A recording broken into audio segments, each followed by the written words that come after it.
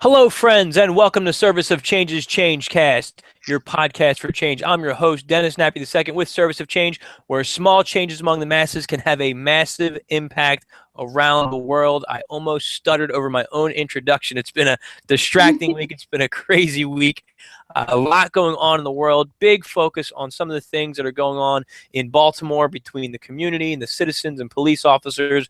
As those of you who follow the show and read our articles, that is something that is near and dear to our hearts. I spoke about it in my book Service. I've spoken about it on the air, and I've spoken about it in my articles. So I want to touch on that a little bit tonight, but the main focus of tonight's show is the potential to make that difference in everything that starts with just one word, one thought that grows into more, that ends up with 17 syllables. I'm so excited about it. We have my good friend, Miss Lori Latimer. She's going to be coming on the show in just a second. Can you wait? It's so exciting to talk about her new book, The Art of Service, a collection of haiku poems. It is being released this Saturday, May 2nd, but you can pre-order it right now for just 99 cents and support this author. I'm excited about it. You might be wondering where Joel, the provocateur Schaefer, is tonight. We had to change our schedule at the last minute, so I'm giving a shout out to Joel. He's not able to join us at this point in time. Hopefully before the end of the show, he'll be able to jump on. But Joel is with us in spirit, and he will be back next week. Okay, that was a long-winded introduction. Let me bring her on, Lori Latimer, the poet for change with The Art of Service. Lori, my friend, how the heck are you? I'm doing awesome now that I am talking to you and all of our buddies out in podcast land. I'm excited to hear that you're doing so awesome. That was a long-winded introduction I gave you, wasn't it? My apologies for that.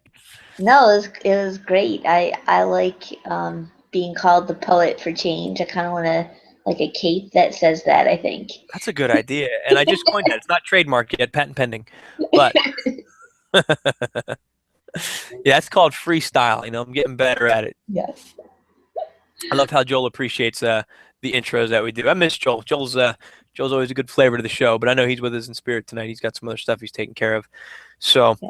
but before we jump into your book, Laura, you are a key part of the show. You've been with us for quite some time, and I want to give that the due credit that it deserves as we jump into your book. But I have to address it for a minute. Is the Sure. subject of Baltimore, because it's such a big event right now. What's going on? What are your thoughts? Oh, Put this, me on the spot here. it's, I think, sometimes I wonder, it seems like these incidents get so much more coverage now than I can remember, when I was younger. Um, and I wonder what's in the air that this is happening. I mean, and when I look at the coverage, there's this big battle between, the betrayal of Baltimore citizens and and black men, and demonizing them, and then also you know working to highlight how there also is a strong community presence in Baltimore that's wants justice, but also wants to protect their city. Mm-hmm.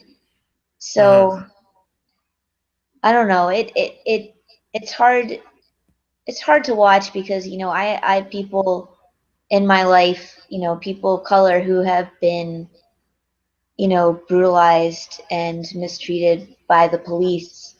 But at the same time, I don't believe in, you know, in really destruction. Mm-hmm. But I can see why it happens sometimes.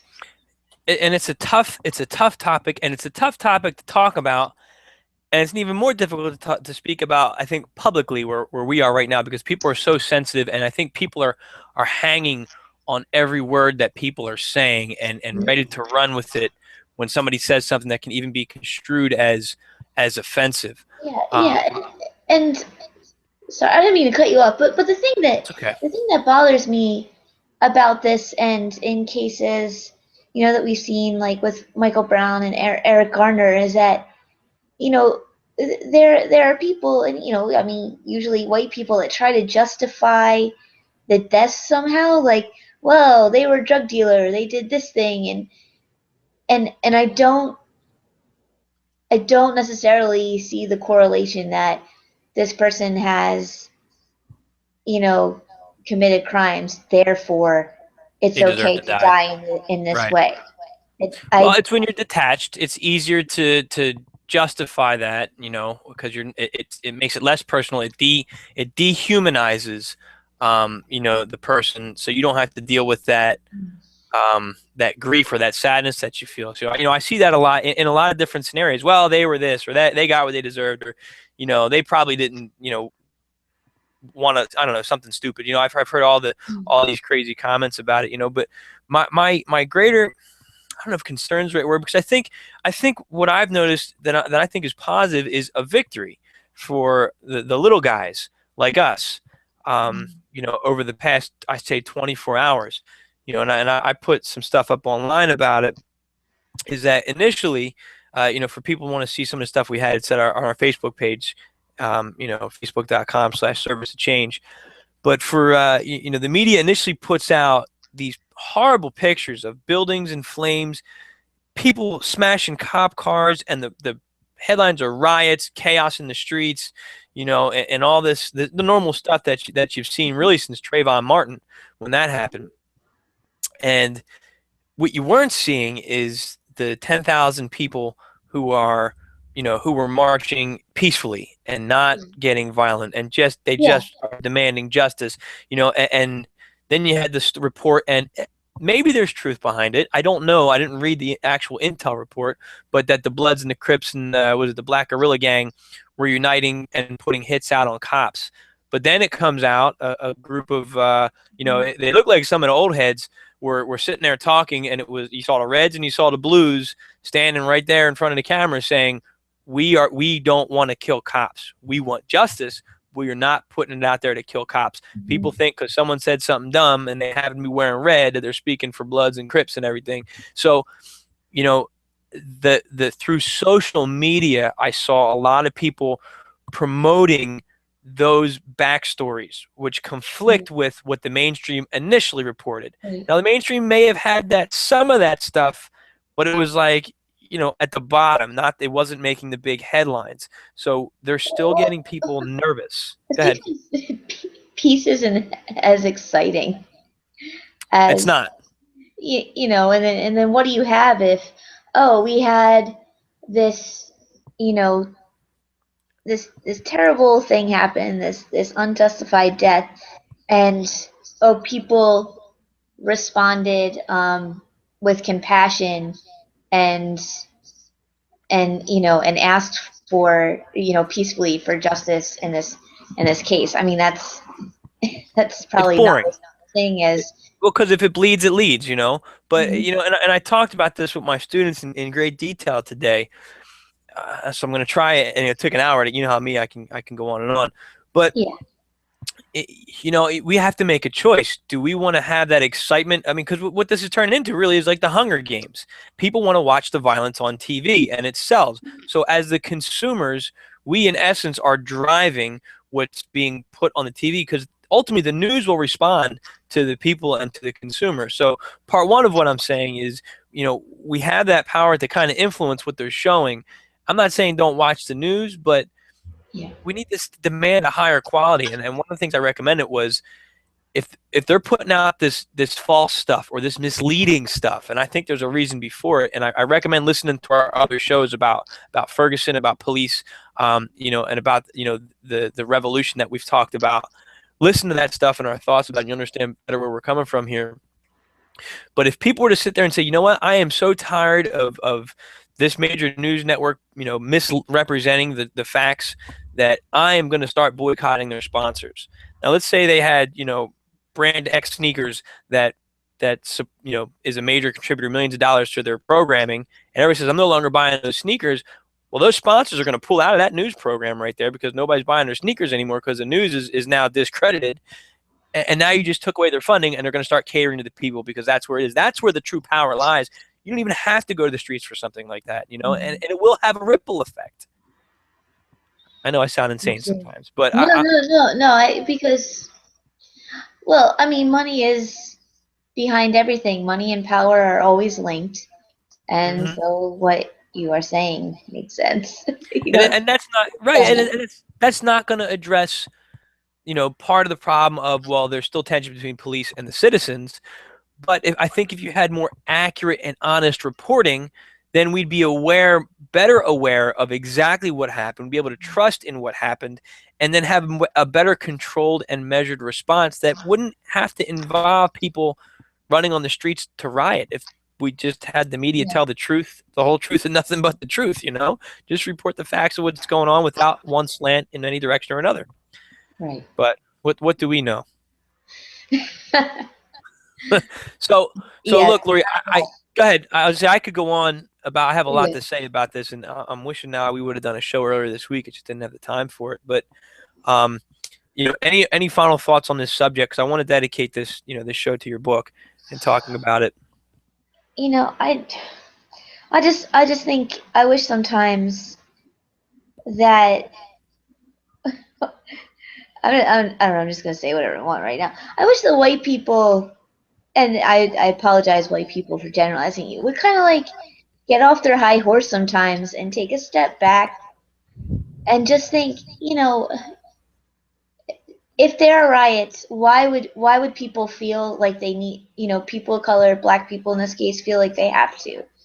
You know, I mean, if we see images of white people rioting over, you know, freaking sports games and things like that, but the images we see in Baltimore are because of, you know, what we see. We've seen a death. We've seen something that we think of as injustice. I mean, you know, think about the motivation sometimes. Even if you don't agree with the actual act or the outcome, like, why is it happening? You know, that's and like you, I could go on forever about this. So So, I'm gonna step in for 1 second on that one and just clarify because I think you're addressing those people that are expressing those racist yeah, remarks yeah, regarding this. So yeah, um, yeah, you know, you know, people that are saying that those racially motivated things, you know, take a look at the bigger picture. Is I think what we're trying to say here. No matter who you are and yeah, you know what your background is, look at that bigger picture, and be fair in your judgments of, you know, one particular group versus another. And if you're gonna, you know, what I'm gonna say is, it's great to offer criticism, but try not offering it unless you can have a solution and a valid solution, not just we'll put everybody in jail or kill everybody. That's not a solution, yeah. you know. So okay, well, let's move forward, Lori, and let's talk about The Art of Service, a collection of haiku poems. And you know what, before we even jump into the meat and potatoes of that, would you like to tell our readers just a little bit about you, about your background, where you're coming from? Because I think that'll help them understand, you know, this project as well. Sure, sure. So I grew up in Philadelphia, in the Philadelphia suburbs.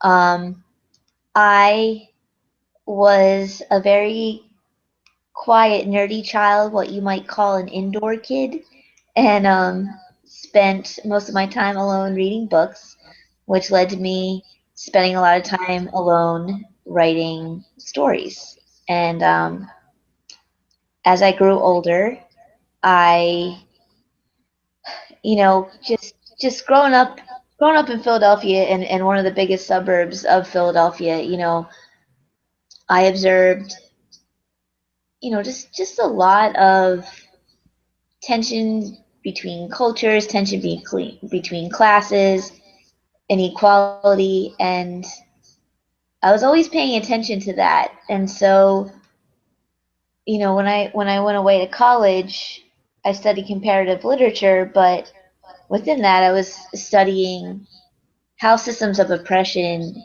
can impact art and how art can impact systems of oppression. Um, and then eventually that led me to social work, which is what I do now. I have a master's in social work, and I've been doing direct practice I was working in mental health and housing and homelessness for a while, and now I work with older adults in West Philadelphia, um, in a comprehensive healthcare program that helps these older adults that are coming from low income families have all the supports they need so they can keep living in their homes and stay out of nursing homes. And even though now I'm doing clinical work, art and literature are still very much a big part of my life.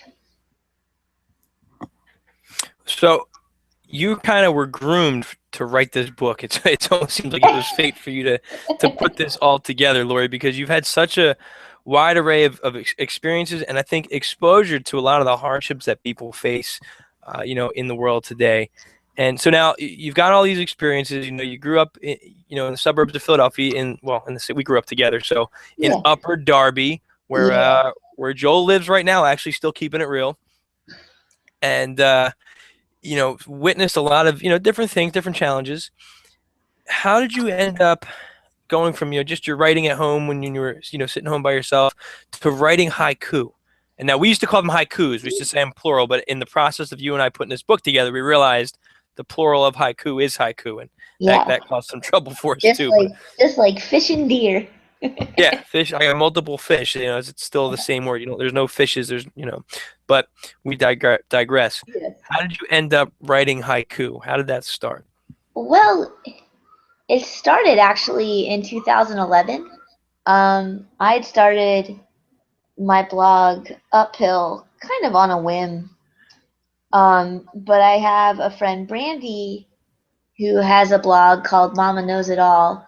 And that's about, it started out for her as her experiences as a single mom. And it's really taken off, to, bigger issues about, raising a family. And, Hmm. um, but she used to do a haiku a week on Tuesday. Brandy and a bunch of other bloggers, they wrote a haiku on Tuesday for Haiku's Day, and I just thought that was so cool. Hmm. That there are a bunch of people out there all writing poems at the same time, and so I jumped in on that. Um, and I really loved having that weekly practice. Um, and on my personal blog, some of them are silly, and some of them are actually, have meaning about what I'm going through. But that's how it started. And then when I linked up with you and Service of Change, I thought, I wanted to write for the Service of Change blog consistently, but I knew I didn't want to flake out on that. But I was like, oh, Hmm. I can definitely write a haiku a week. Um, and I see so much in my work that I'll never run out of material. Right, So right. that's You how, got a lifetime's worth. yeah, yeah. So yeah, it's So, haiku a and week that's been for 4 years. and that's been a fun journey. I've watched your blog progress, and kind of as I've been working on my blog, I've been seeing yours and read your stories. And again, knowing you personally, I can relate to some of the stuff that you're saying. Um, when you came to me and said you wanted to do Haiku's Day, and I've always appreciated that from day one. Once you read my book, you know, you've just been such an avid supporter, and a big mouthpiece for service to change in the movement. I've always appreciated that. And when you started doing Haiku Day, it's been a neat, I'd say, evolution, because initially you started just writing the haiku in a blog post, Hmm. remember? And then we Yeah, started, and that was working for a while. And then I started trying to do like a meme in a different format and sending those out. But then we changed that, and now we have it down as a basic meme. The only problem is, it's supposed to be Tuesdays, but I don't always get them, created and published yeah, on a Tuesday. But they're still there. They still get done. They still get out there. yeah. And Um, we have to give credit to your brother Mike for helping us kind of turn into the Instagram mhm. images that we do. That was his pushing. Excellent Um, point. Mike Nappy of hashtag Nappy Words. He does his own inspiration every day. He has stuff that he's putting up there. yeah, yeah. And So, I also like Mike has also been a big source of encouragement for me.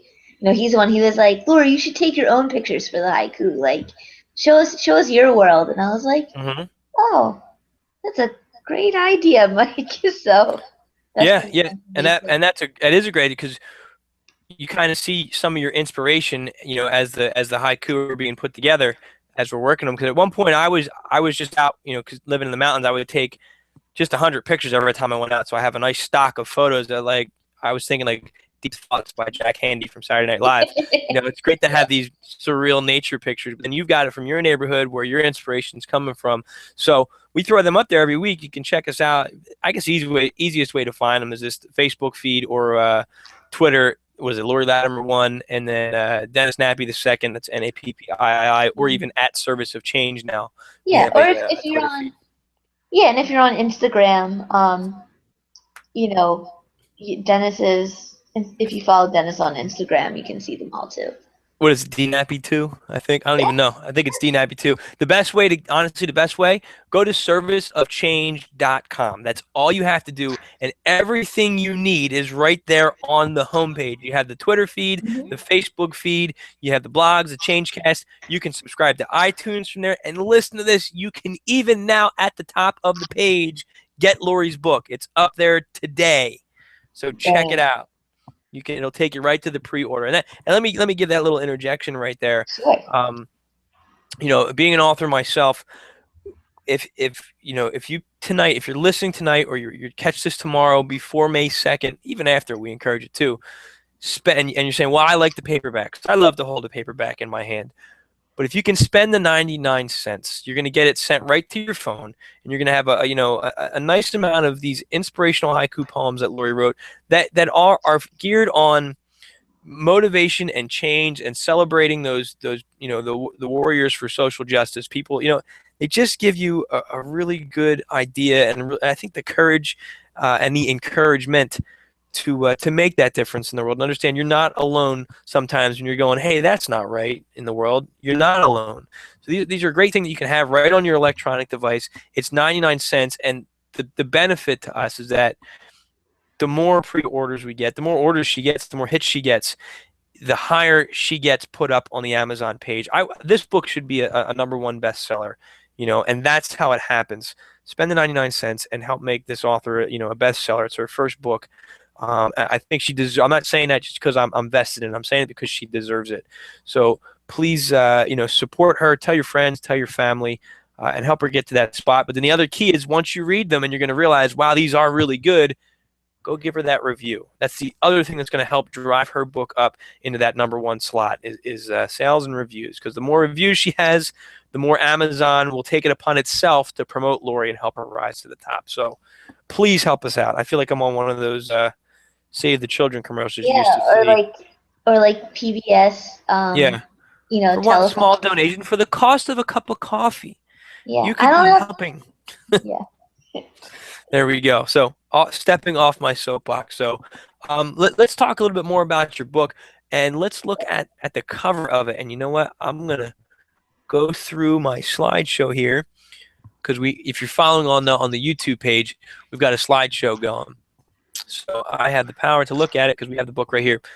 Let's talk about the cover to your book, Lori, Okay. and tell us about that image. And for those of us that are listening, it's a mysterious looking wooden door set into what looks like a stone. I see a castle. It looks like a castle, and such a tiny little short door. Tell Yeah. us about that. Okay. So this is a photo I took. Um, Usually on Saturdays, I kind of just get up early and walk around my neighborhood and go to a coffee shop and read and write. And um, sometimes after that, I just wander around my neighborhood. So this is a picture I took just meandering around. It's at 45th, and I want to say, nah, I'm not gonna lie on the cross street. 45th between Pine and Baltimore Ave, one of those. And Okay. it's just this old apartment building, that is giant. It does kind of look like a castle. And I was walking by, and I saw that little door, and it just sucked me in. I was like, I know it's probably, you could kick it down. There's like an angry possum in there and some dirt, but to me, I've always had, this kind of, dreamy imagination. I'm like, just can also see you kicking down that door and putting your head through, and it's like, the Lion, the Witch, and the Wardrobe, and Yeah. you're just at this whole other universe of possibility. So the door to me is, like when you decide to take any change, you take a step forward, it's a risk, and it's both like terrifying but really exciting at the same time. So that's what that door says to me. So I encourage people who hold that book in their hands to open the door, and you will find a world of beautiful possibilities between those two covers. Definitely, and that picture, it catches me too. So take a look at it. Again, servicechange.com will give you the link that you need. That's the easiest one to remember. But if you're on the Google Hangout, you can look to the right-hand side at Showcase. There's a link right to it to check that out. So what are your hopes, for your readers, Lori, with this book? What do you want them to take away from this? I think there are two things actually that I'd like. I think the main one is that art is for everyone. Mm-hmm. Um, you know, I think, it takes a lot of work to write a great haiku, but it's they're short enough that I really do believe anyone can write one, and everyone's art is valuable, and it can connect people. And so I kind of just want to, my little experiences and my insights and my hopes that they can turn into something bigger for someone else, and be something, a concept that can build a community. Um, my second hope is that it draws attention to service of change and that movement as a whole. That when people see, a haiku by Lori Latimer, they automatically think of service of change. So That would be pretty awesome. yeah. I'm so proud of how far we've come with this movement of change. And I love the fact that, and this is to anybody that's out there listening, that it wants to write, wants to get published, isn't sure how to go about doing it, or even just has an interest in supporting service of change through writing for our blog, or hit me up if you have ideas on ways that you can enhance this program, because Lori started out just by saying, "Hey, I'm going to send you a haiku, a week."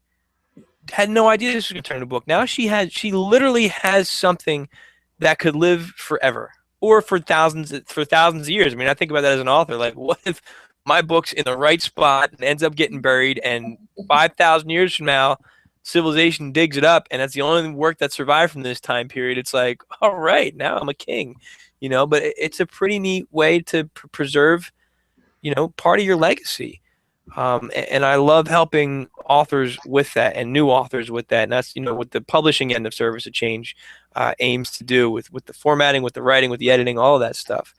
But it started for Lori with just her writing one haiku a week, so you could write a blog post a month, or you could, help out with the show behind the scenes, or update our social media, something, and that could turn into who knows what. So I encourage you, if you listen to the show and you have an interest in writing, or getting into to blogging or social change, we have a very good, solid platform. Joel's been working on a lot of stuff for us as well with the show, and he's developing his writing right now that I'm sure that we're going to work together on in helping promote him as well. So this is a growing platform, and Lori is, she's the first author besides myself that I've had the privilege of publishing her work, and I'm proud to do it. So those of you out there listening, if you have an interest, again, serviceofchange.com, click on the publishing tab, and you can see what we're all about, and we're more than happy to take on new authors.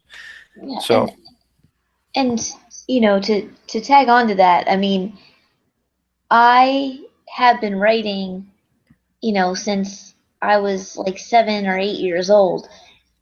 But I always imagine like, oh, I'm gonna be like 80 years old when I publish my first book, and it just was kind of this idea, but I, purposely, maybe not always believing enough in my writing that to see myself as a writer. Mm-hmm. And Dennis, when you first proposed the idea of a book, it like blew my mind. And you really helped me see that this is something that I can do and I'm capable of, and something that really makes sense. Um, so just, to people that think maybe my writing isn't good enough, maybe no one wants to read what I have to say, it is within, or it can be within your reach. And Dennis he's a good editor. Um, and it's worth the try, I think. Absolutely. The worst I'm going to say is it's not ready. Kick it back and let's try again. But even with our blog writers, we have a couple, bloggers that write with us now. Same thing. If they kick us an article and it's not quite there yet, I believe in, you're doing me a favor by being interested in writing. So the least I can do is offer you, and I'm no expert. I'm not the best in the business, but I put my heart and soul into it, Right. and I can give you some advice that will help you grow. As I grow with every interaction I have with people that come to me to work, with service to change and stuff. So, I can give you some suggestions on ways to improve your writing as well. So, and the process, Lori, I'd say the process is pretty fun and pretty easy for us. Besides the normal challenges that writers and editors face. You want to talk a little bit about that process? Sure, sure. I've been learning so much. I mean, the and I won't touch on like the marketing aspect because that's like its own beast. But and Oh, I the still headache. like I need to write like 4 more books to really know what I'm doing, probably, or a million more books. But Hmm. um, the process, I think, was simpler than I imagined because we really already had the material, and it was just a matter of me going back through, the year and a half or so of poems that I had for Service of Change, which was also really cool because I could look at a poem from 2013 and be like, oh my gosh, I remember exactly where this came from. I remember exactly what happened, you know, and why that thought was with me that day. Um, and also for me to see like, yeah, like I really had some, I wrote some really awesome poems and wrote some others that I was like, I could have done better that day, That's the So, beauty of editing.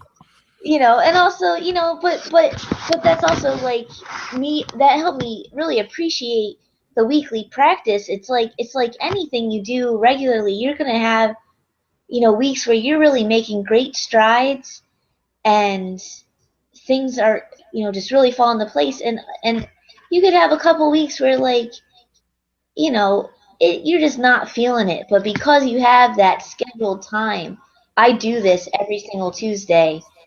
You get to work through those kind of like not so great times to get back to the good stuff. Hmm. Um, It gets easier, right? yeah, yeah, The and more you do and it.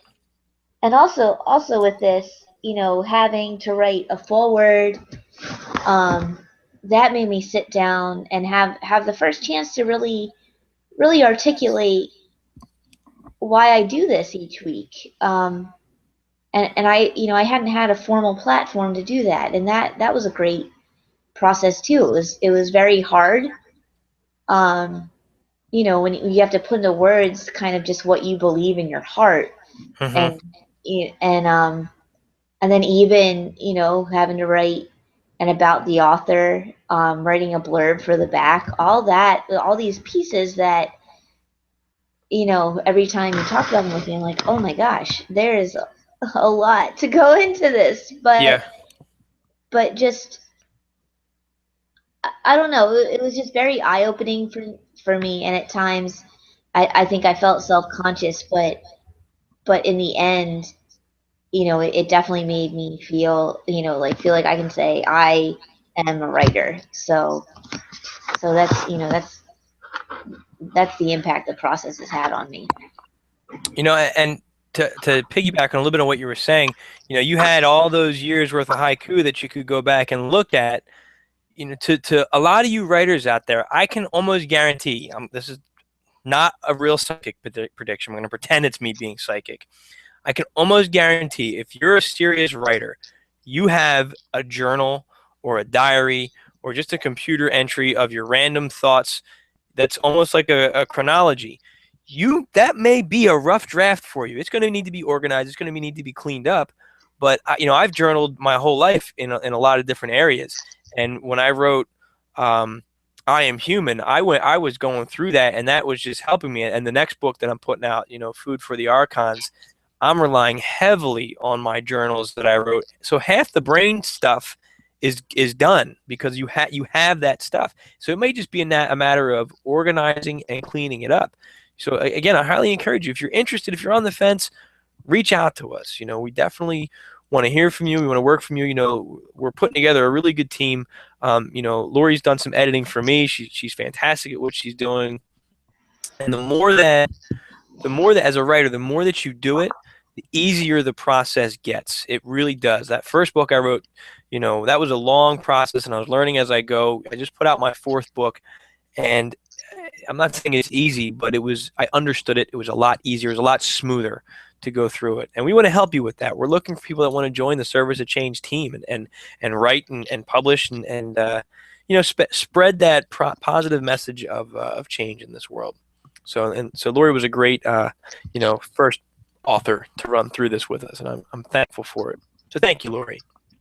Oh, thank you, man. Like I said, I thought when I did something like this, I'd be an old lady, and Yeah. now, I'm like, oh, I'm 33, and this is happening. I mean, that's just not how I thought it was gonna go, but it's really Yeah. cool.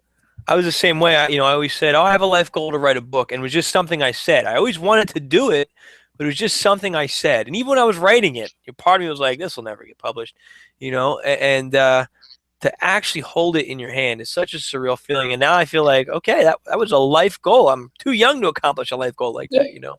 It's an exciting feeling to hold it, and then to have people, reading your work. So let me ask you: is there a favorite haiku that you've written, or one that's in the book that you want to share with the readers, or do you want to save that for them getting the book themselves?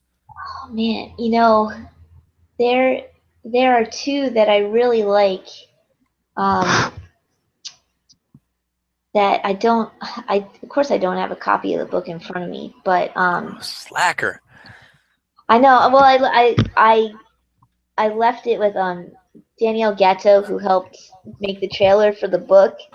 Mm-hmm. Um, I let her hang on to it because she did me like a massive favor to make that beautiful trailer. It's a great trailer too. So um, yeah, and I'm gonna plug her because she's amazing. But if you just go to dmgatto.com, dmgatto.com, you can see her editing work. She's fantastic. But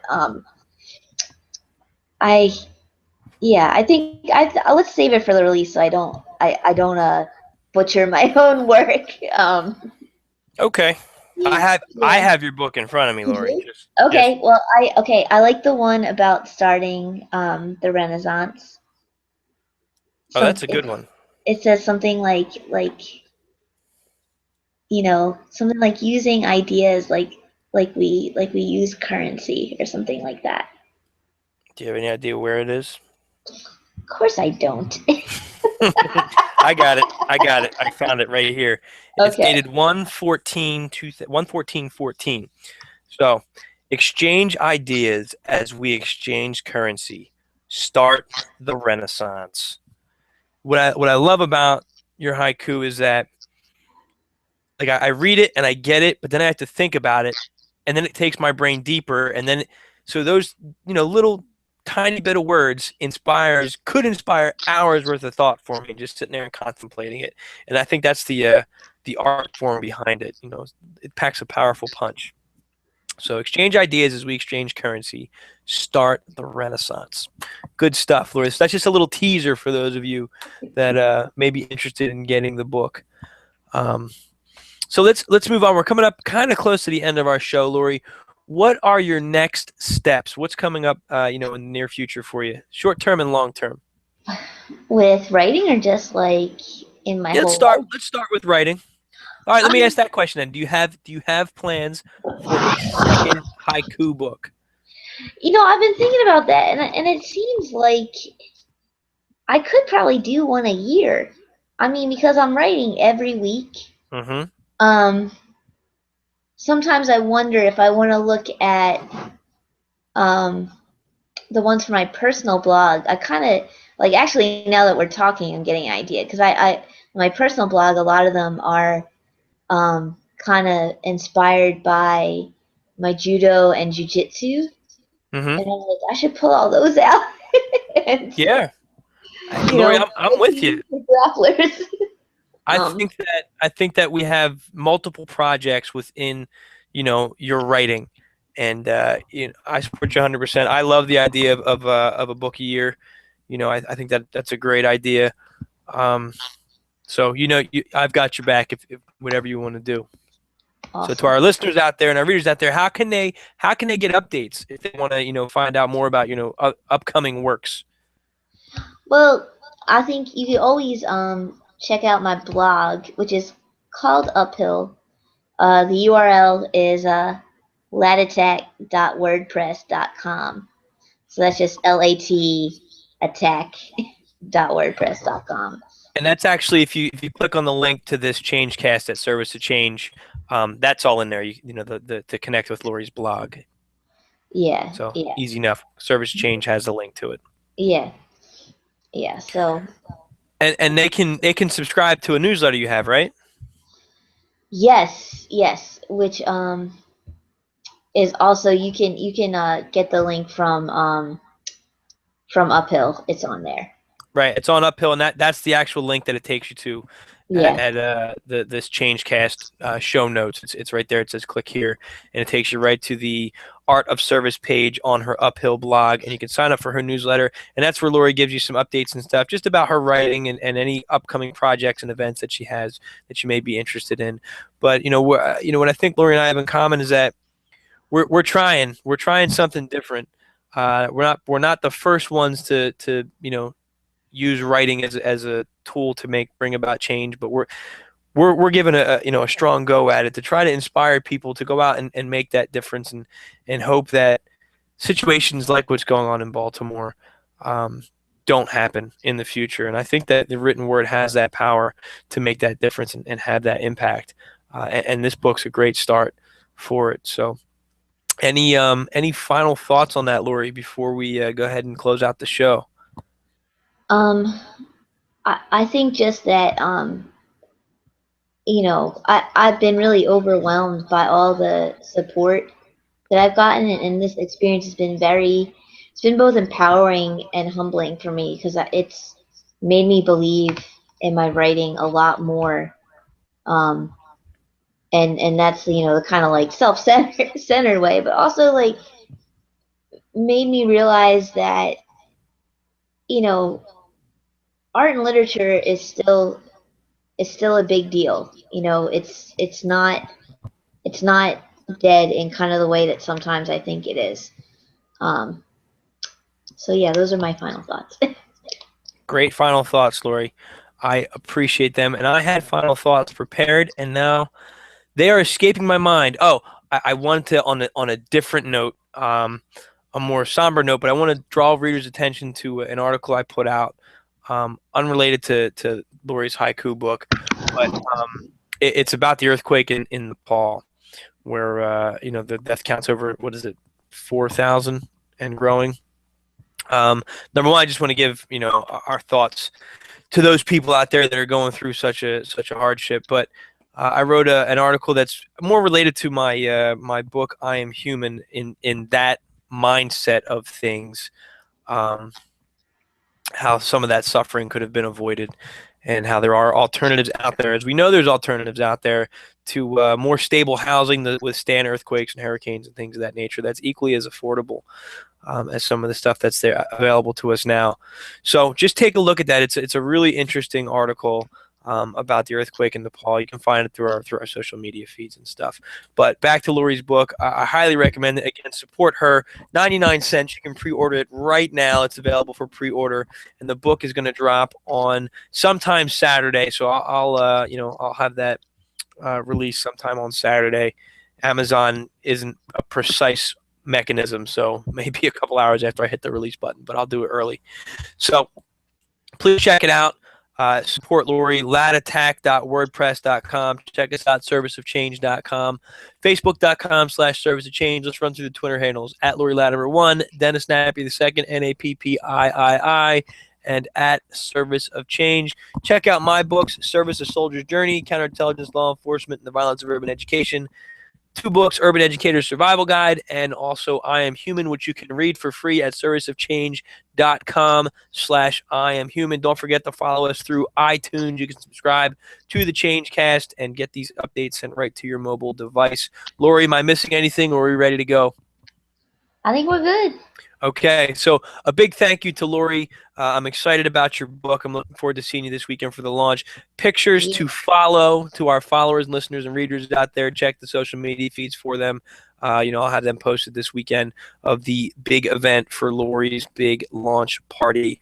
So that's all the time I have. A big shout out to my man Joel, the provocateur Schaefer. We'll catch you next week live on the air, picking fights with everybody out there in the social media world. Although he's got a better, I don't want to say better, wrong word. He's got a refined approach now. No disrespect, Joel. Got a refined approach now on how he's handling things. I love watching the evolution of Joel. He's got some good things going on through his feeds that I have to get up through the Service of Change page because it's very thought-provoking, get some discussions going. So, all right, that's it. We're just about out of time. I'm going to go ahead and end the show now. Please remember that small changes among the masses can have a massive impact around the world. Be that change. Thank you.